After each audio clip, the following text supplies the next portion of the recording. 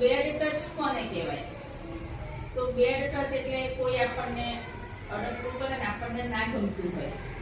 ઘણું એવું હોય, ઘણા એવા કિસ્સાઓ બને છે. તમે બહુ નાના છો તો આપણને ના ગમે તો આપણે આપણા મમ્મી પપ્પાને કહી દેવાનું કે આ ઉપર છે મને ગમતું નથી. મમ્મીને કહેવાનું, પપ્પાને કહેવાનું, એમાં શરમ રાખવાની નહીં કે બીક પણ રાખવાની નહીં. આપણને મમ્મી પપ્પા કશું લડે ના. નિશાળમાં આયા હોય, નિશાળમાં કોઈ એવું કરે તો તમારે મેડમને કહી દેવાનું. કોને કહી દેવાનું?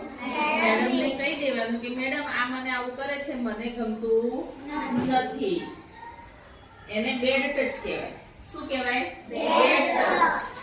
જે મમ્મી પપ્પા ના હોય, દાદા દાદી ના હોય, મેડમ ના હોય ને કોઈ તમને કંઈક કરે અને તમને ના ગમે તો તમારે કોને કહી દેવાનું? મેડમને કહી દેવાનું કે મેડમ આ મને નથી ગમતું. પછી કોઈ એવું કે તમને કે કોઈને કહેતી ના કે કોઈને કહેતો ના, એવું કરે ને એટલે સમજી જવાનું કે ખરાબ માણસ છે. કેવો માણસ છે? ખરાબ માણસ છે. એટલે એ આપણા મમ્મી પપ્પાને કહી દેવાનું. નિશાળમાં હોય તો મેડમને કહી દેવાનું. બરાબર ને? એને બેડ ટચ કહેવાય. જે આપણને ગમતું નથી છતાં આપણને અડપલું કરે છે.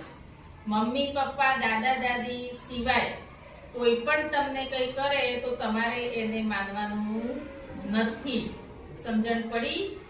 અને બીજું કે આપણે જેને ઓળખતા જ નથી, એ કોઈ પણ માણસ હોય XYZ, એ આપણને કોઈ પણ ખાવાની વસ્તુ આપે, ચોકલેટ આપે કે બિસ્કિટ આપે કે ગમે તે આપે, તો આપણે એને લેવાની રહેતી નથી.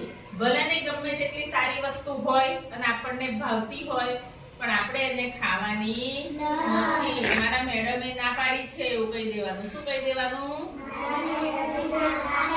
અને પછી જો આપણે એકલા હોય કે આપણે અહીંથી ઘેર જતા હોય ને રસ્તામાં કોઈ તમને એવું કંઈક આપે તો આપણે એને બૂમ પાડવાની જોરથી. એટલે આજુબાજુ આપણું ગામ તો નજીક જ છે એટલે બધા ભેગા થઈ જાય, પણ કોઈની વસ્તુ આપણે ખાવાની નથી.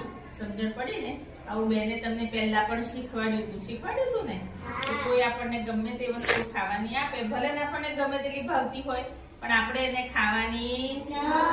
ભલે ગમે તેટલી મોંઘી ચોકલેટ હોય, આઈસ્ક્રીમ હોય, ગમે તે વસ્તુ હોય, આપણે ખાવાની નહીં. પછી આપણને લઈ જાય ત્યારે શું કરવાનું? બરાબર ને?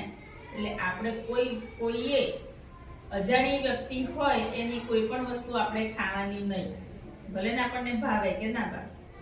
બરાબર ને?